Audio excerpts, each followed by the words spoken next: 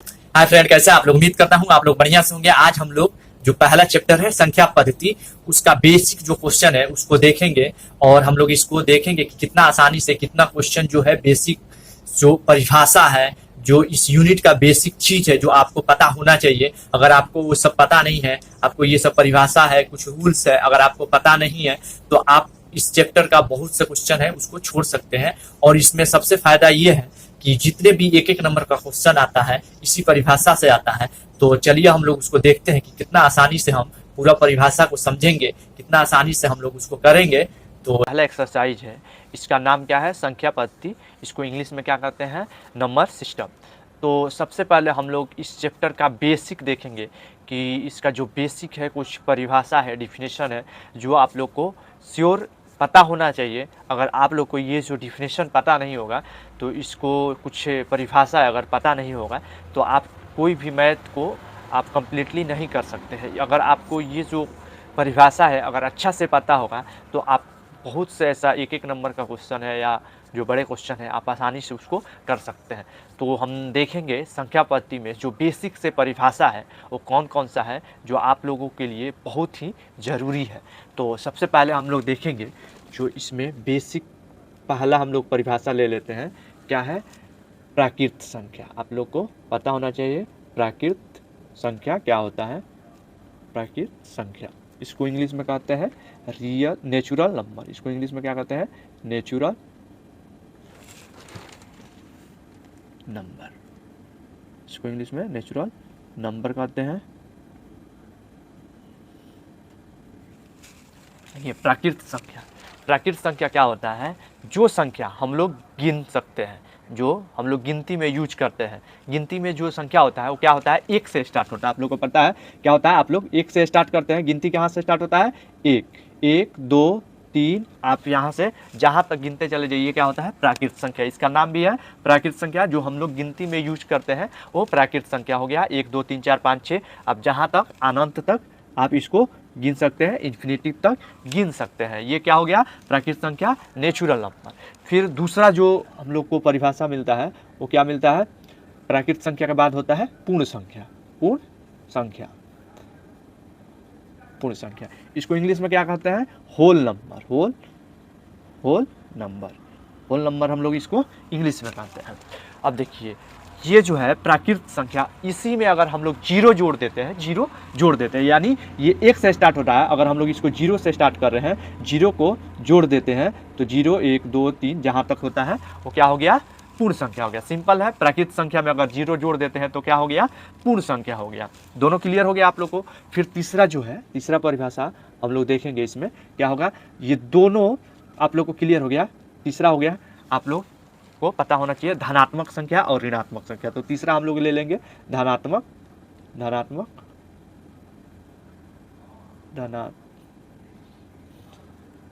संख्या। धनात्मक संख्या आप लोग को पता होना चाहिए क्या होता है? Positive number. इसको इंग्लिश में पॉजिटिव नंबर कहते हैं। धनात्मक संख्या कौन सा हो गया? ये जो 1 2 3 4 यानी प्राकृत संख्या जो है, आप जो माइनस नहीं हो, जो पॉजिटिव हो, वो क्या हो गया? धनात्मक हो गया। तो 1 2 3 4 5 जो भी है, जो संख्या धन हो, धन राशि है, जो माइनस में नहीं हो, वो क्या हो गया? धनात्मक हो गया। फिर वैसे ऋणात्मक संख्या हम लोग ले लेंगे। ऋणात्मक संख्या, ऋणात्मक संख्या,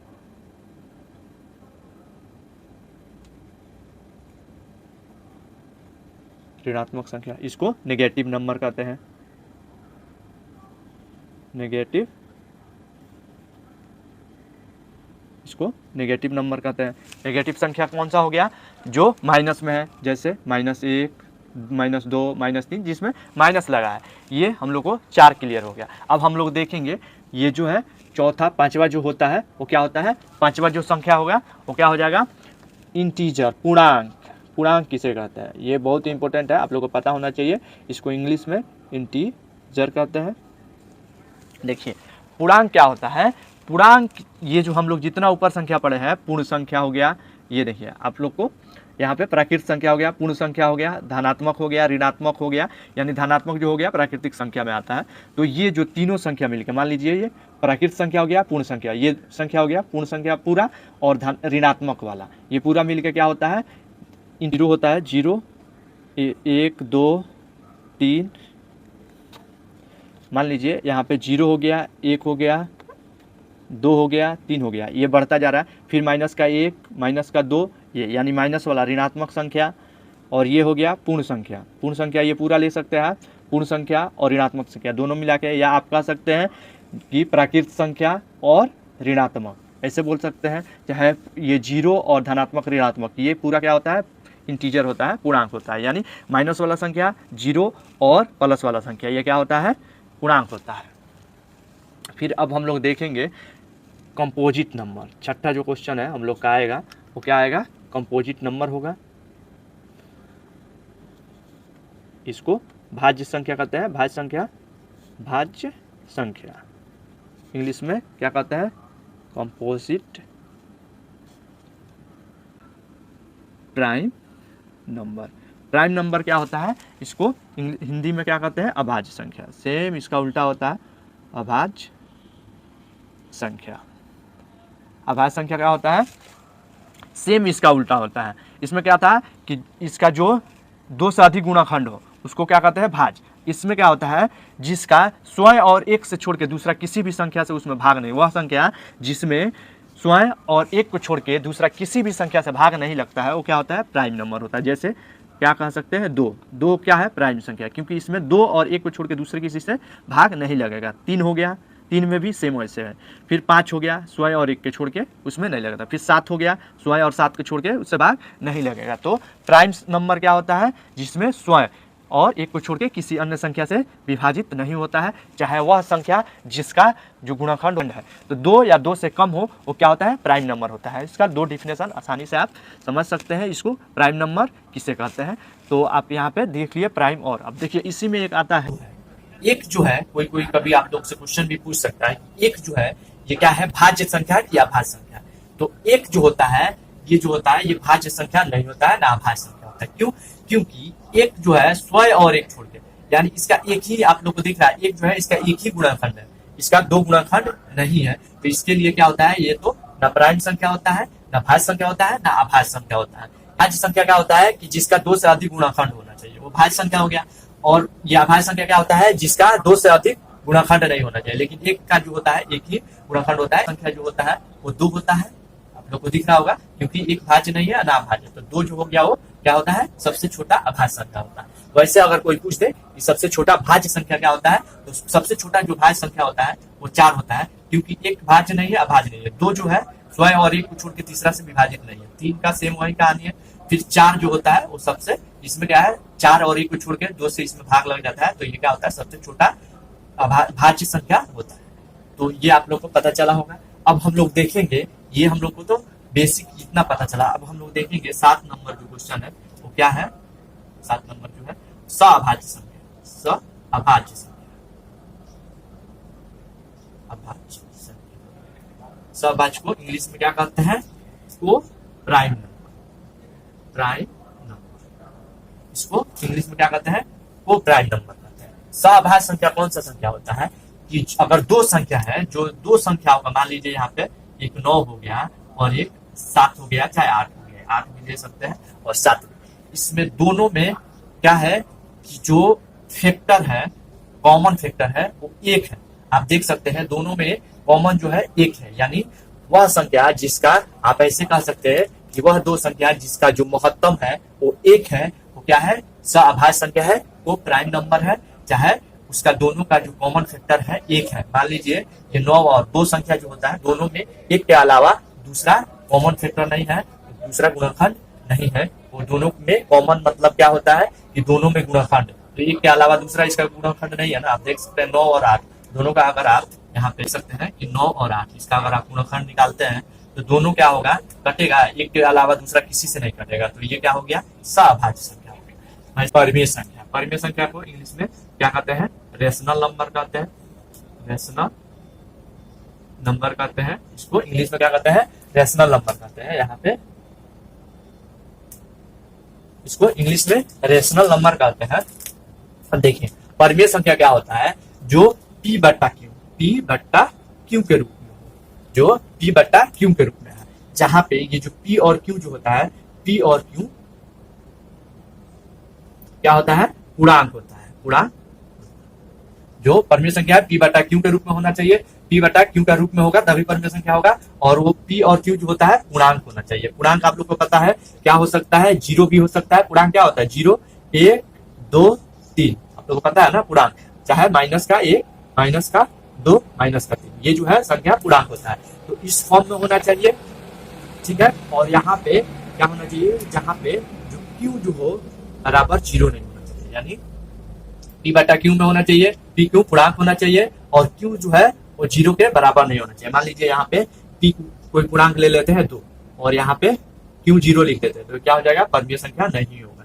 परमेय संख्या क्या होगा, दोनों संख्या बटा के रूप में होना चाहिए या तो पूर्णांक में होना चाहिए। तो हम लोग कुछ एग्जाम्पल लेंगे। मान लीजिए 0 अगर कोई पूछ देता है कि परमेय संख्या है कि नहीं, तो 0 क्या है, परमेय संख्या। इसके नीचे हम लोग 1 लिख सकते हैं, या इसका 0 मतलब है इसके नीचे ऑलरेडी 1 है। 1 जो है वो क्या है, 1 जो है परमेय संख्या, इसके नीचे 1 लिख सकते हैं। 2 है वो क्या है, परमेय संख्या, इसके नीचे 1 लिख सकते हैं। यानी जितना भी पूर्ण संख्या है, पूर्ण संख्या यानी 0 1 2 3 जो संख्या है ये क्या है, परमेय संख्या है। फिर आप माइनस वाला संख्या ले सकते हैं, माइनस का 1 माइनस का 2 माइनस का 3, इनके नीचे 1 1 लिख सकते हैं। यानी जितने भी पूर्णांक संख्या होता है, ये माइनस का 1 2 3 0 ये सब परमेय संख्या होता है, क्योंकि इसके नीचे 1 होता है। चाहे कहीं भी आपको कोई संख्या बटा में भी मिल जाए जो पी बटा क्यू के रूप में हो, और दोनों पूर्णांक है, यानी इसमें कोई भी संख्या, ये जो जितना ये पूर्णांक है, पूर्णांक में कोई भी संख्या आपको मिल जाता है। मान लीजिए यहाँ -3 यहाँ 2 हो गया, दोनों पूर्णांक है, बटा में है, तो ये परमेय संख्या हो गया। फिर आपको कहीं कहीं पे कंफ्यूज करने के लिए मान लीजिए यहाँ 4 रूट 4 जो है ये परमेय है या परमेय है, तो बहुत लोग इसको देख कर सोचेगा ये रूट है तो ये अपरमेय हो जाएगा। इसमें क्या हो जाएगा, ये परमेय होगा। क्यों, जहाँ इसका रूट 4 का क्या होता है, वर्गमूल जो होगा वो निकल जाएगा। रूट 4 का वर्गमूल कितना हो जाएगा, 2 हो जाएगा। तो 2 जो आ गया ये क्या हो जाएगा, पी बटा क्यू के रूप में इसको लिख सकते हैं। तो ये क्या हो जाएगा, परमेय संख्या हो जाएगा। तो रूट में भी कोई संख्या है तो उसको सबसे पहले आप लोग को देखना पड़ेगा कि वो क्या हो रहा है, कट रहा है कि नहीं कट रहा है। अगर बटा यहाँ पे रूट 4 और रूट 2 प्लस रूट 2 हो सकता है, दोनों जोड़ेंगे तो रूट 4 हो जाएगा। रूट 4 हो जाएगा, ये भी निकल जाएगा। तो ऐसे भी कोई संख्या हो सकता है। तो बहुत से ऐसा संख्या होता है जो रूट में होता है, जोड़ने घटाने और गुना भाग करने पे अगर वो क्या होता है, रूट से बाहर आ जाता है, जोड़ घटा के हम देखेंगे उसका वर्गमूल करेंगे, अगर निकल जाता है तो क्या हो जाएगा, परमेय संख्या हो जाएगा। सेम अपरमेय संख्या, इसका उल्टा में हम लोग ले लेंगे अपरमेय संख्या। अपरमेय संख्या इसको इंग्लिश में क्या कहते हैं, इरेशनल नंबर, इसको इंग्लिश में। सेम क्या होता है, अपरमेय संख्या क्या होता है, सेम परमेय संख्या का उल्टा होता है। उल्टा होता है मतलब ये जो है पी बटा क्यू के रूप में नहीं लिखा जाता है, ये पी बटा क्यू में नहीं लिखा जाता है।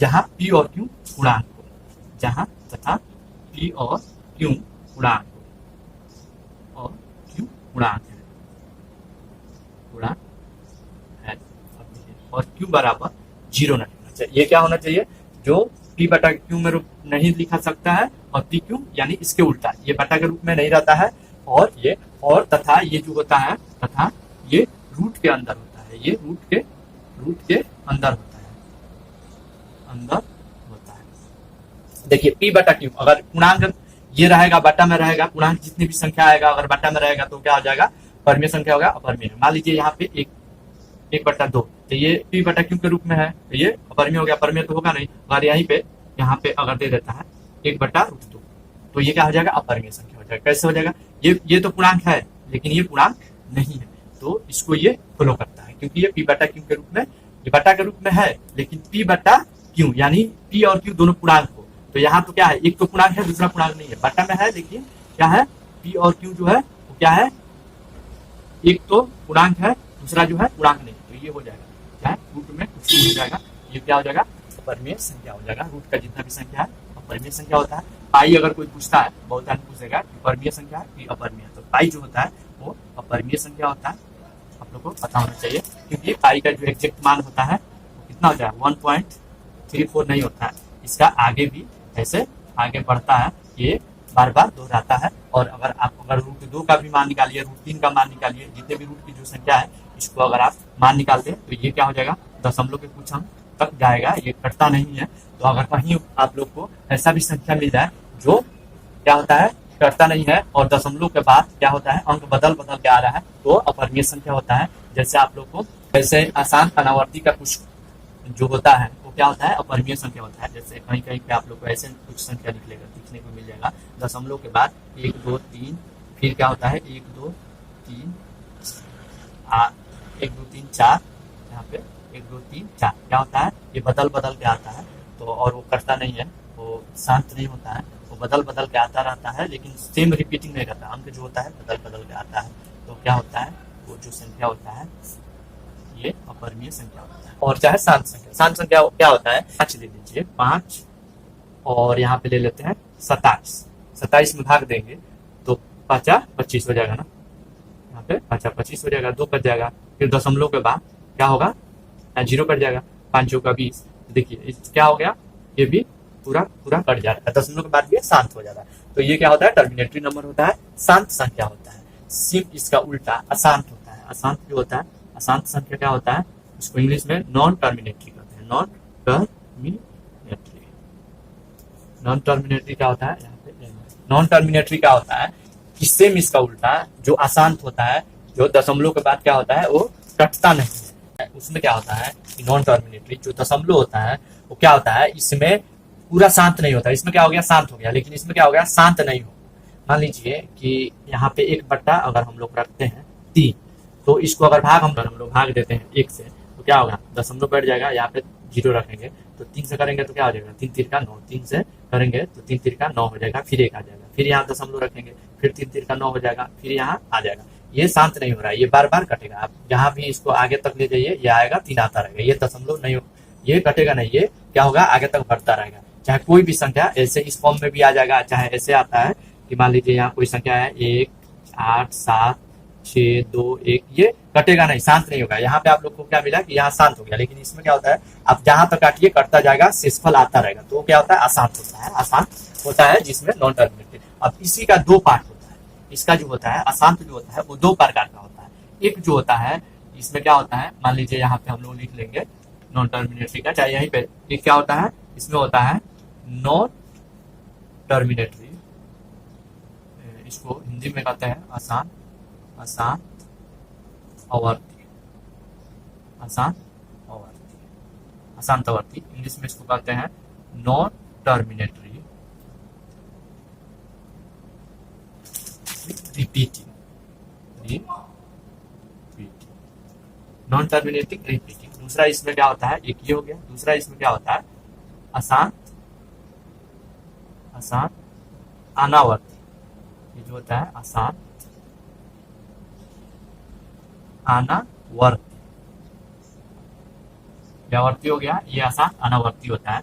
इसको क्या कहते हैं, नॉन रिपीटिंग, नॉन टर्मिनेटिंग, पहले टर्मिनेटिंग होता है, टर्मिनेटरी, नॉन टर्मिनेटरी और नॉन रिपीटिंग, नॉन रिपीटिंग। इसमें देखिए 2 भाग में बटा हुआ है, नॉन टर्मिनेटिंग और नॉन रिपीटिंग। यानी इसका मतलब क्या है, ये शांत भी नहीं होगा और रिपीट भी नहीं करेगा। नॉन टर्मिनेटिंग यानी शांत नहीं है लेकिन रिपीटिंग है।